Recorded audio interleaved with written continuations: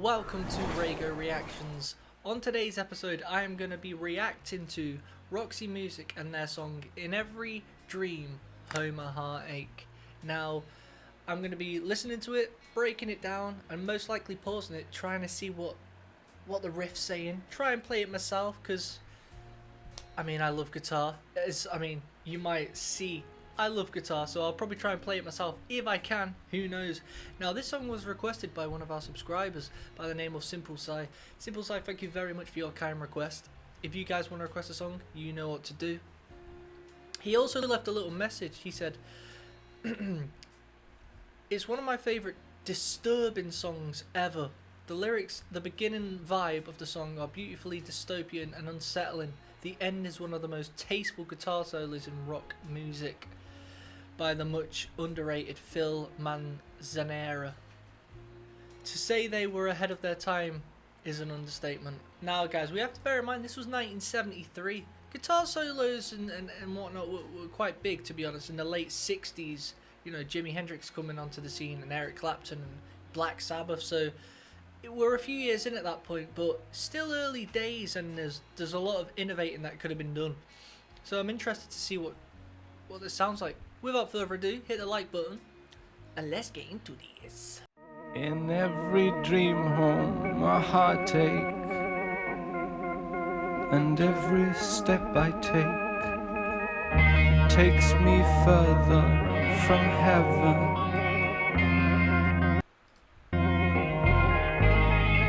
Is there a heaven? I'd like to think so. Standards of living, they're rising daily, but home, oh sweet home, it's only a saying. From bell push to faucet, in smart town apartment,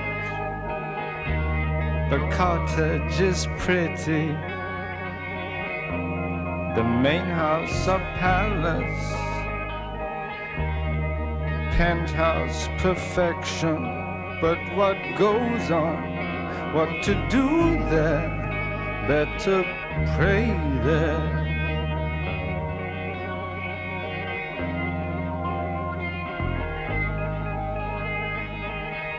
Dystopian. Open plan living, Correct word, dystopian. bungalow ranch style, all of its comforts seem so essential. I bought you mail order, my plain wrapper baby. Your skin is like vinyl, the perfect companion. You float in my new pool. You know what? One thing I will say, the lyrics up to now are very self-explanatory when you listen to them. It does sound, it's almost like he's mad at the world because of the system in general and how everything works, which it feels like it's an ongoing happening thing, doesn't it, in life? It happened when my grandparents were children, when my parents were children, now me, and standards of living and whatnot. It's always a reoccurring thing. It's like it's never fixed, is it? When was the generation who went, I can't complain with the government, you know, they've raised it, they've taken everything down, decreased it, everything's great. I've never heard that word come out of anyone's mouth. And the crazy part is, we're not complaining for no reason, because the proof's in the pudding. Most people live on the breadline. You want to get that, but you can't. It's like, you know, every time you go a step ahead, it's 2 steps backwards. That's how it feels. I know the lyrics aren't completely about that, but that's the kind of thing I'm gathering what's going on in his head. And one other thing, the music, if you actually try and think about it, this was like, you know, 1973, Dark Side of the Moon came out that year by Pink Floyd. And for some reason, I know it's not sonically the same, but structurally and lyrically and how he's pronouncing it, I can picture David Gilmour singing this and Richard Wright on the keyboard making it a bit smoother. It's definitely, I feel like the early 70s was there's bands around that time that were, it's almost like they're questioning what life's about. I mean, the only reason I'm saying that is because I've reacted to a couple of songs now on this channel, and everything in the early 70s, there's always that kind of reoccurring theme going on. Deluxe and delightful, inflatable doll. My role is to serve you, disposable darling. Can't throw you away now. Immortal and life-size. My breath is inside you. I'll dress you up daily and keep you till death size. Inflatable doll, lover ungrateful, I blew up your body, but you blew my mind.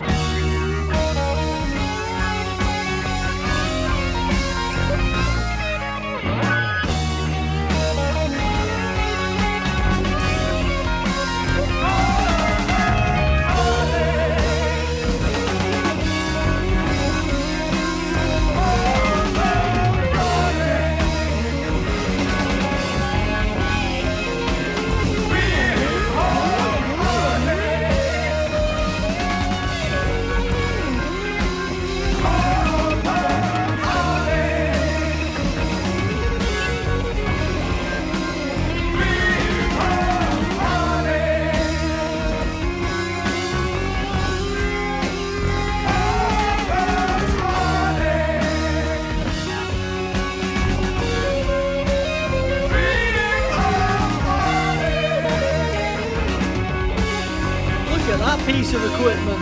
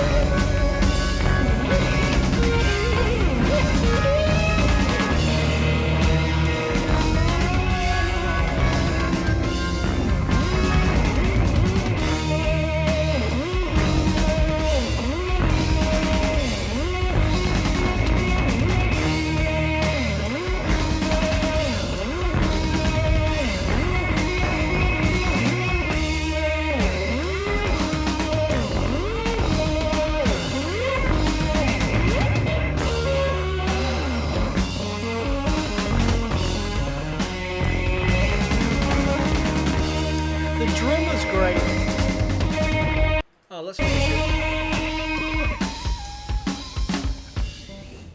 The vocals definitely weren't live in the but then towards the end the music kind of sounded like it was, so I'm not too sure what was going on there, but it sounded like half recording, half not. The chord progression.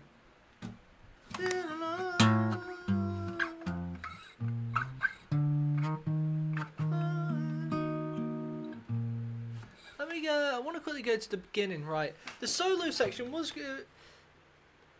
The thing is, I'm trying to put myself in the mind frame of the 70s and the early 70s and what was going on then, and I guess you did have Pink Floyd, and you did have Led Zeppelin, so I have to say it was good, but in comparison, and you shouldn't. Nah, I'm sorry, you have to compare at the end of the day what was going on. I think it was good, that song, but it was only good. It wasn't exceptional. I liked the beginning part. Do you know what it was? I think it's because the band didn't seem. It wasn't really tight. I like music when it's tight at the right time. That felt like it needed to be tighter. Um, it sounded like it was a studio version at the beginning, but then towards the end it went into some live version. So I don't know whether it was recorded live. By the way, guys, for those of you who don't know, you can record a song live and then you'll just stitch it together and that's it. That's the actual studio version as well. It's a lot more cheaper to do. It felt like the band was quite loose, and it needed to be tighter, if you know what I'm saying.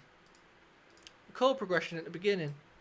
Further from heaven, is there a heaven? I'd like to think so. Like that, all that bit, I like.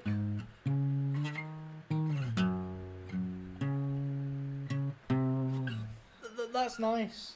But I think the song in general was just, it was good. It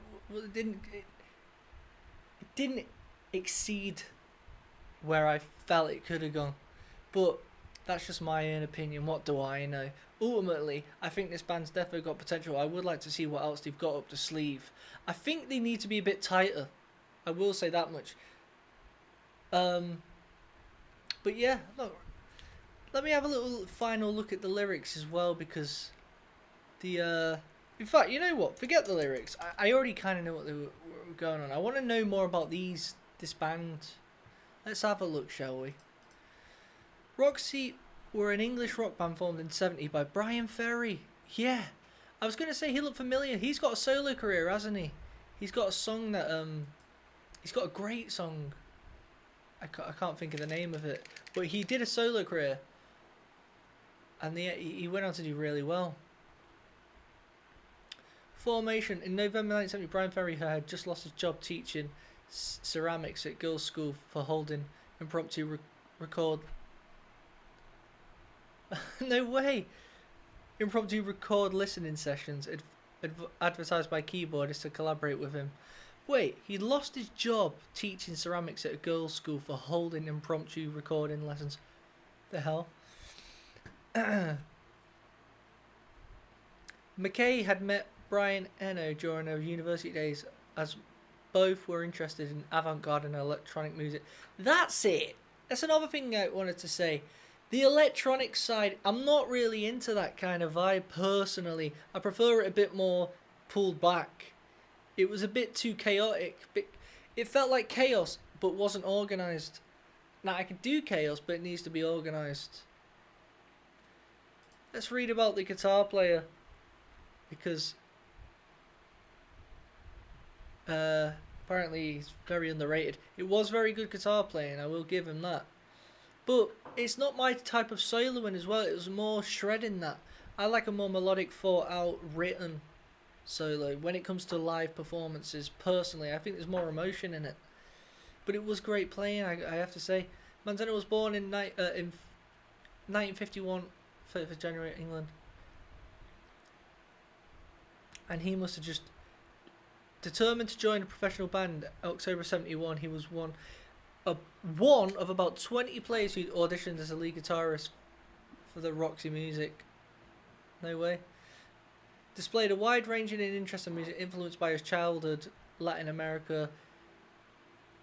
He came to know several prominent musicians, including Soft Machines, Robert Wyatt, and Pink Floyd's David Gilmour, who was a friend of his older brother. I just feel like I said this. I told you there was elements of Pink Floyd in it. Now, I wouldn't be surprised if the band was saying, let's try and make some Pink Floyd stuff. You know, it started with that delicate sounding dystopian, and then it went on to that solo. It's defo felt structured like Pink Floyd. I'm a genius, mate. I said this and now I'm reading it. I've got to give myself a pat on the back for that. I'm telling you, I definitely think that happened. They were going down a more trying to replicate some some Pink Floyd stuff. Anyway, guys, if you've enjoyed this video, hit the subscribe button, like this video. If you want to request a song of your choice, you know what to do. Until next time, peace. Blue, Raygo blue, Raygo blue, yeah, Raygo blue. Welcome to my Patreon.